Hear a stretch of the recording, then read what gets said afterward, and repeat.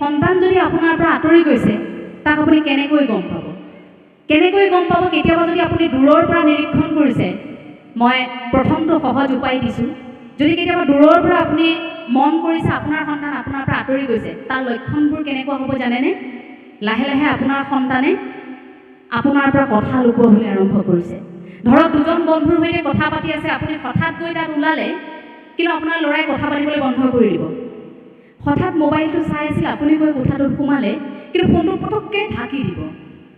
আপুনি গৈ পালে কাৰোবাৰ সৈতে কথা পাতি আছিল, আপুনি সোমোৱাৰ লগে লগে পটককৈ ফোনটো কাটি দিব, থৈ দিব।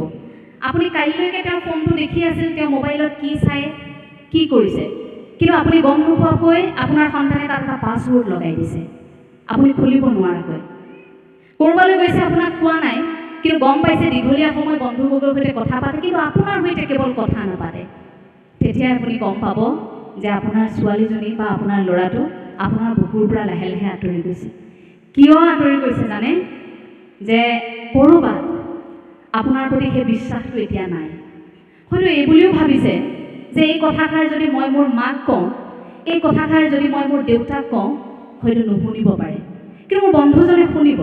অৰ্থাৎ যাৰ প্ৰতি বিশ্বাস আছে তেওঁকহে ক'ব, আনৰ কথা নুশুনে। এই যে সন্তানক লৈ পিতৃ মাতৃৰ অভিযোগ থাকে যে আমাৰ কথা নুশুনে, আন সকলোৰে কথা শুনে। হয়তো আজি মই কথা কৈ থকাৰ লগে লগে ইয়াত হয়তো সন্তান যদি আছে, তেওঁলোকে কথাখিনি মোৰ কথাখিনি শুনি থাকিব, কিন্তু একেখিনি কথাই যদি আপুনি গৈ ঘৰত কয় তেন্তে শুনিব নিবিচাৰিব। যদি আনৰ পিতৃ মাতৃয়ে কথাষাৰ ক'লে তেওঁলোকে সেইটো শুনিব বিচাৰিব, কিন্তু আপুনি ক'লে নুশুনে, তেতিয়া আপুনি অস্বস্তিত পৰে। আৰু একেখিনি কথা মই কৈ আছোঁ, তোমালোকে নুশুনা কিয়? আপুনি ক'ৰবাত খং কৰে তেওঁলোকক, আমি একেখিনি কথা কৈ আছোঁ, তোমালোকে নুশুনা, বেলেগে ক'লে কিয় শুনা? অস্বস্তিত পৰে।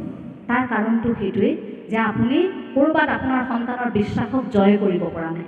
গতিকে পিতৃ মাতৃয়ে প্ৰথম সন্তানৰ বিশ্বাসটো জয় কৰিব লাগিব। অন্ততঃ সন্তানে সেইটো ভাবিব পাৰিব লাগিব যে পৃথিৱীত যি ধুমুহাই নাহক কিয়, যেনেকৈ সমস্যা নহওক কিয়, যিয়ে বিপদ নহওক কিয়, অন্ততঃ মোৰ মায়ে মোৰ কথাষাৰ শুনিব, মোৰ দেউতাই অন্ততঃ মোৰ কথাষাৰ শুনিব।